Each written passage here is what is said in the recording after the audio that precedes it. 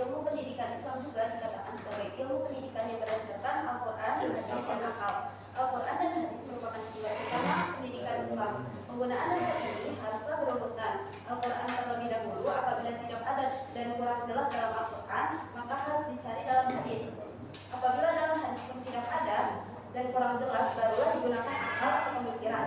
Tetapi akal itu tidak boleh bertentangan dengan jiwa Al-Quran dan hadis, sehingga dalam mengungkapkan teori-teorinya harus dilengkapi ayat-ayat Al-Quran dan menjamin teori tersebut, dan dengan demikian tidak akan ada pemikiran yang salah ketika landasannya Al-Quran, hadis, dan pemikiran yang logis.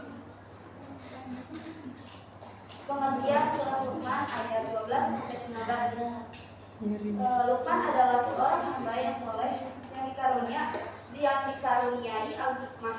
Luqman adalah seorang bijak yang dianugerahkan kecerdasan dan pemahaman tentang kebaikan serta sosok teladan yang memiliki kesesuaian antara ilmu dan amal maupun perkataan dan tindakan.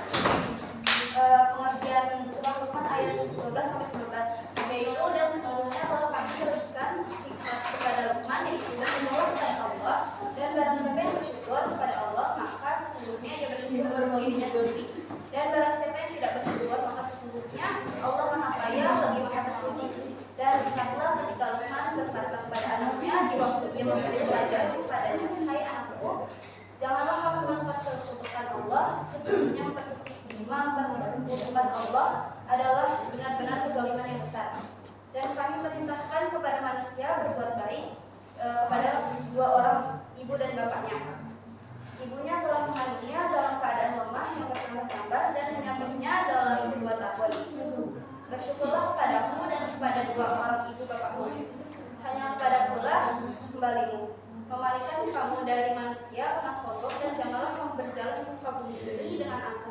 Sesungguhnya Allah tidak menyukai orang-orang yang sombong lagi membanggakan diri. Sederhanalah kamu dalam berjalan dan mengenal suaramu. Sesungguhnya seburuk-buruk suara ialah suara keledai.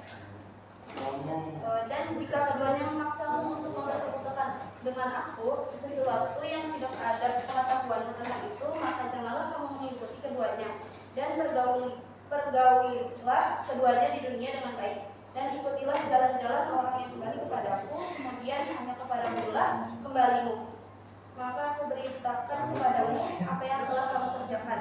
Luqman berkata, hai anakku, sesungguhnya jika ada sebuah perbuatan seberat biji sawi dan berada dalam batu atau di langit atau di dalam bumi, niscaya akan mendatangkan membalasnya. Sesungguhnya Allah Maha Halus lagi Maha Mengetahui.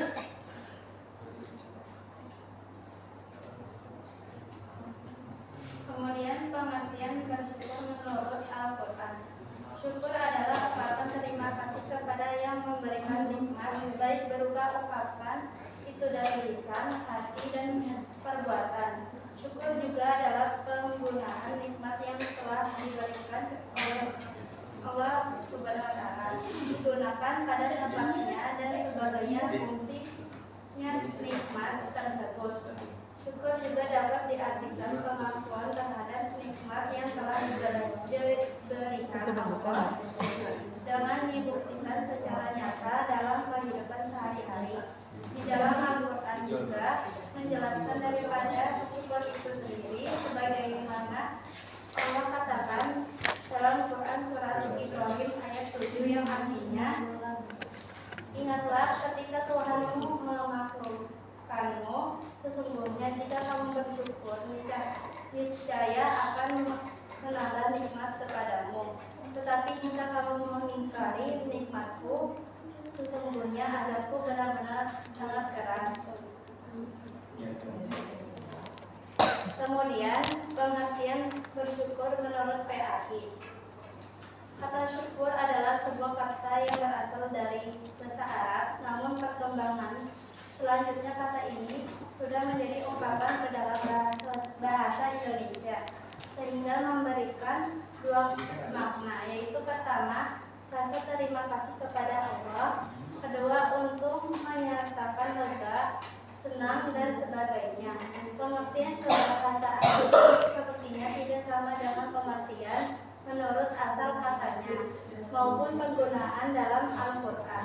Hakikat syukur adalah menampakkan nikmat dalam arti menyebut nikmat yang telah diberikan kepadanya dengan memanfaatkan ke jalan yang dikehendaki oleh pemberinya atau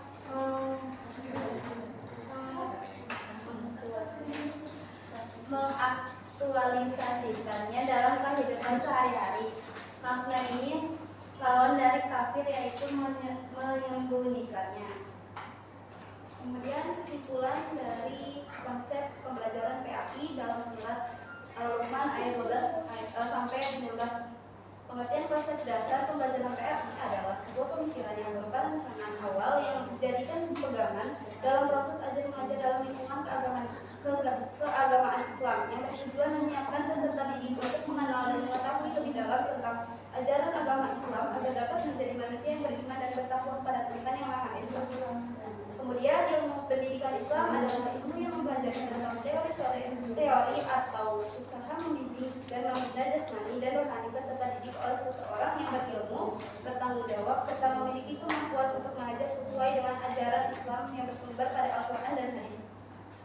Pola pendidikan yang terkandung dalam surat Luqman ayat 12-19 ini merupakan pola pendidikan yang Islami, pola pendidikan yang berbasis keagamaan. Muatan materinya kental dengan materi keimanan dan akhlak yang mulia. Tujuan pendidikannya mengarah pada pembentukan kepribadian manusia yang beriman dan berakhlak mulia. Di dalam surat Luqman juga terkandung makna bersyukur. Syukur adalah ungkapan rasa terima kasih dan pengakuan atas segala nikmat yang telah diberikan oleh Allah Subhanahu wa taala, Tuhan yang Maha Esa. Selain ungkapan terima kasih syukur